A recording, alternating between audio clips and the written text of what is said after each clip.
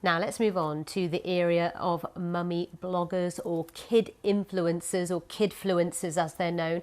It's brought with it a new pressure for parents to dress their kids in style. Yeah, high-end children's wear is now thriving with the market worth more than $6 billion last year. That's encouraged new players into the booming sector, among them Roco Clothing. Founded in 2012, the UK brand makes formal wear for children. And with us now is Roco Latif, Chief Executive of Roco Clothing. I've been looking at your website this morning, actually. Very smart, very natty, reasonably priced, but it seems to sort of go counter to what I thought was happening with children. I mean, I remember back in the 70s when we all had to wear jackets and things, and we hated it, and it all went very casual. What's changed that? Well, I think children want their own identity. They know what they want nowadays, and they want to dress like the parents in some ways, and also pop stars, superstars. You know, you see the likes of David Beckham wearing quite smart attire. Hence, so do children. And it's not David Beckham; it's the Beckham children where everyone's watching and what they're wearing, isn't it? The likes of Harper, you've got Suri Cruise, Prince George, Princess Charlotte.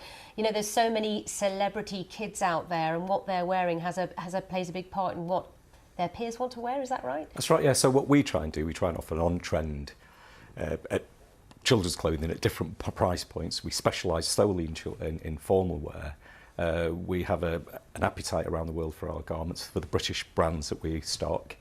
We sell in over 100 countries around the world, and the demand seems to be increasing year on year.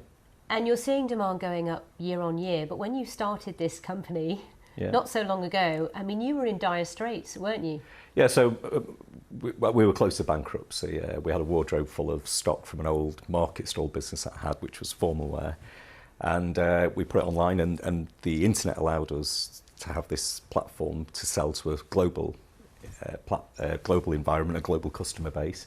And now, as I say, we sell to over 100 countries around the world. And how has the internet helped and hindered? So, for example, when people are searching for formal kids wear, how have the algorithms helped? Well, with it being a niche, that's helped us in the respect that years ago that you'd have a very, very small market to look into. Now you have a global market to search. The algorithms have changed. Google tends to sort of favour the larger brands. However, with us being a specialist and being able to offer all these products, I think Google also recognised that we are a market leader in what we do, and we have a larger range than most smaller independents. And selling online kind of rescued you in a way. You're seeing this huge growth, but you do want to get back on the high street. You're very passionate about the high street and on where it's headed in the UK. I started on the high street many years ago, so it'd be great to see that to come back again. We're looking at concessions in department stores. We're looking at ways of sort of entering the high street again with the bricks and mortar type stores.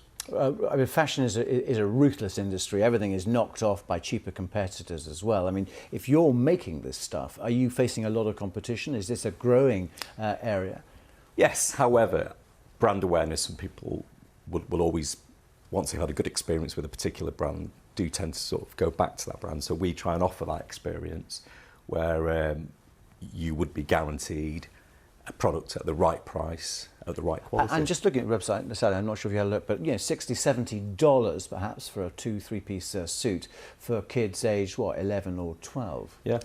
So, and they've been seen on the catwalk, apparently. Well, not on the catwalk, on the red carpet, you said, didn't you? Yeah, so we have a number of superstars. Premiere of big movies, things like that. That's right, you know, celebrity kids walking up the red carpet in Roco Clothing, which helps. What's the youngest you design for? You've got babies and 2-piece That's right, yeah. So we do have a range of baby wear, but it does tend to start from about the age of 2, where you'll find that it seems to fit them better.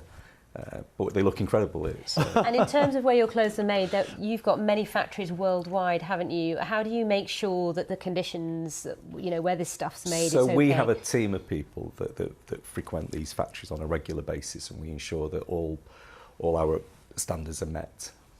And you're based Manchester, north of England. Brexit, is it going to impact you? Are you stockpiling? What are you doing? Well, we have a contingency plan. It will affect us with cross-border trade, but we're looking at the positives and we're looking at our global expansion. We have an appetite in the United States for our business. We're looking at Australia and all these kind of places, but we are looking at the positives. Gosh, and all that in just a very few years, isn't it, really? So yeah, that's the internet. That's allowed niche businesses like ourselves to expand. All right, Roco. Well, it's been lovely speaking Thank to you. Thank you very much for Thank joining us here on